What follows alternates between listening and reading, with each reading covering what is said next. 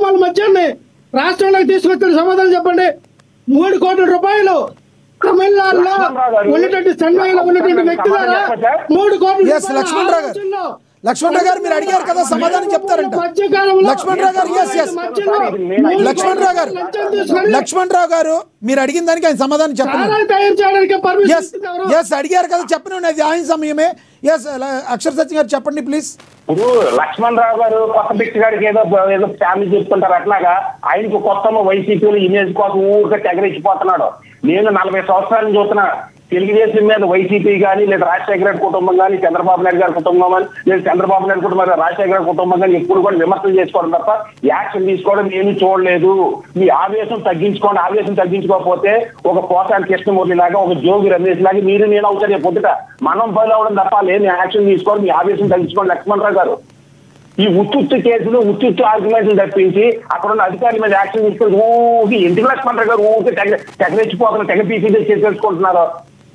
ఏమైపోయింది ఇందులోనే? ఏమైనా తేలుతుందా? 30 సంవత్సరాలు 3 నెలలు ఆవేశం తగ్గించుకుని జెన్యున్ గా మాట్లాడండి. ఒక అనగారిన వర్గాలు చెందిన వ్యక్తిగా అనగారిన వర్గాలు హక్కుల గురించి పోరాడండి. మీరు ఏదో జగన్మోహన్ రెడ్డి మీరు కాపాడకపోతే జగన్మోహన్ రెడ్డి గారి పార్టీ పడిపోతుందన్న ఊరికే టెన్షన్ పడిపోతున్నారు. ఏం మాట్లాడుతున్నారు? పక్కోడు మాట్లాడలేవు అనుకుంటా. మీ టైంలో మీరు మాట్లాడండి. మీ పార్టీ ఆర్గ్యుమెంట్ ఇంటించండి. అంద ఆర్గ్యుమెంట్ నేను ఇంటింటానంటే మీరు ఎంత కాంట్రాక్ట్ తీసుకున్నారు ఈ డిబేట్ ని? సచిన్ గారు పాయింట్ లోకి రండి. సచిన్ గారు పాయింట్ లోకి రండి. కంక్లూడ్ చేయండి. సచిన్ గారు సమయం తక్కువ ఉంది, కంక్లూడ్ చేయండి. సచిన్ గారు సమయం తక్కువ ఉంది, కంక్లూడ్ చేయండి. సచిన్ గారు కంక్లూడ్ చేయండి, సమయం తక్కువ ఉంది. నిజంగా మీరు జెన్యూన్ అయితే పక్కోడు మాట్లాడినవ్వండి. పక్క వ్యక్తి మాట్లాడింది లక్ష్మణరావు గారు ప్లీజ్ కాసేపు ఆగండి.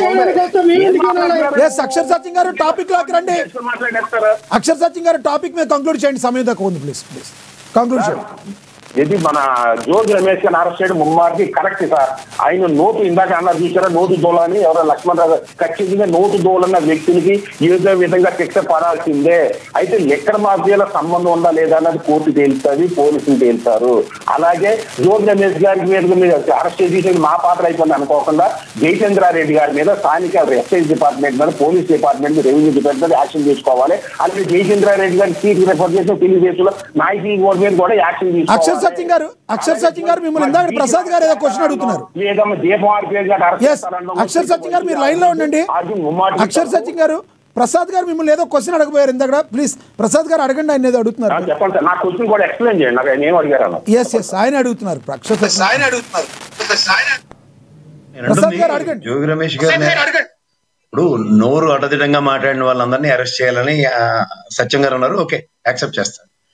బట్ సబు సందర్భం లేని కేసుల్లో ఉదాహరణకి లిక్కర్ స్కామ్ లో అరెస్ట్ చేయడం సమంజసం ఎలా జస్టిఫై చేస్తారో నాకు అర్థం కాదు.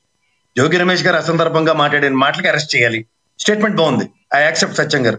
బట్ జోగి రమేష్ నిధులు అరెస్ట్ చేయడం కరెక్టే, కానీ ఆ విషయాల్లో అలా మాట్లాడినందుకు ఆ లిక్కర్ దాంతో ముడిపెట్టి మాట్లాడడం సమంజసం. ఇది చెప్పమానండి ఆయన్ని. అలాగే జగన్మోహన్ రెడ్డి గారు లిక్కర్ బ్యాన్ చేస్తున్నారు, అలాగే చంద్రబాబు నాయుడు గారు ఉన్న బ్యాన్ ని తీసి లిక్కర్ ని ఇంట్రడ్యూస్ చేశారు. ఈ రెండింటికి ఆయన సమాధానం చెప్పానండి. ఆయన చెప్తున్నారు, కంక్లూడ్ చేయండి సార్. ఇప్పుడు నేను చెప్పింది 2-3 సార్లు రిపీట్ చేశా. ఒక్క జోగి రమేష్ గారిని అరెస్ట్ చేసి మీ చేతులు తెలుగుదేశం ప్రభుత్వం కూటమి ప్రభుత్వం చేతులు దుడుపుకుంటే ఖచ్చితంగా ఫ్యాబ్రికేటెడ్ చేశానే అనుకుంటారు. మీరు అక్కడ జయచంద్రారెడ్డి గారిని మీరు జోగి రమేష్ గారు అరెస్ట్ ని సమంజసం అన్నారు. దాన్ని దేంతో ముడి పెట్టారంటే ఆయన పవన్ కళ్యాణ్ గారు భార్యల్ని వెళ్ళి మాట్లాడిన విషయాలు పెట్టారు.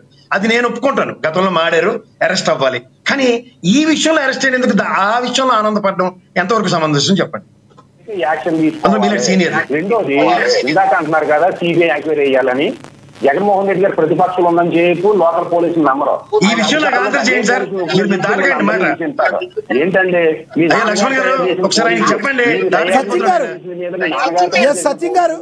మీ పూర్వపు రెడ్డి పాలకులు మీకు చంద్రబాబు నాయుడు గారు పోలీసులు గారు మీకు నమ్మకం లేకపోతే ఇంకెవరికి నమ్మకం ఉంటుందండి? ప్రసాద్ గారు, లక్ష్మణరావు గారు, జగన్మోహన్ రెడ్డి గారు మీరు ప్రతిపక్షంలో ఉంటే పోలీసులు నమ్మకం లేదా? మీరు అధికారంలో ఉంటే పోలీసులు మళ్ళీ అదే పోలీసుల మీద మీకు నమ్మకం ఉందా?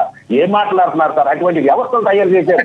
ఇంకా ఎలాగుంటే ప్రజల దౌర్బల్య పరిస్థితి ఏంటండి?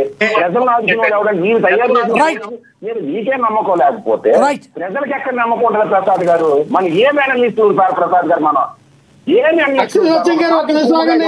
అంటేనే ఎస్ పార్టీలో జాయిన్ అయిపోతాం సార్. మాకు అంత అభిమానం ఉంటే మీకు వైసీపీలో జాయిన్ అవ్వండి, నేను టీడీపీలో జాయిన్ అవుతా. మాట్లాడితే మీకు నిష్కలష్టంగా నిష్పక్షపాతంగా విమర్శలు చేయండి, నేను విమర్శలు చేసినట్టుగా. రైట్ అక్షర్ సచిన్ గారు, రైట్ అక్షర్ సచిన్ గారు, థ్యాంక్ యూ అండి మీ యొక్క అమూల్యమైన సమయాన్ని ఇచ్చినందుకు. ఎస్ ప్రసాద్ గారు కంక్లూడ్ చేయండి సార్ ప్లీజ్. సార్ ఇందులో కంక్లూజన్ ఏం లేదు సార్. సత్యం గారు చాలా క్లియర్ గా చెప్పారు, జోగి రమేష్ అరెస్ట్ ని సమర్థించారు, బాగుందన్నారు. కానీ దాన్ని దేనికి అరెస్ట్ చేస్తే బాగుంటుందో కూడా చెప్పారు ఆయన. ఏది పవన్ కళ్యాణ్ గారినో లేదా చంద్రబాబు గారినో లేదా లోకేష్ గారినో అన్న మాటలకి ఆయనకి నచ్చక అరెస్ట్ అయిపోతే బాగుంటున్నారు. కానీ దీనికి దానికి సంబంధం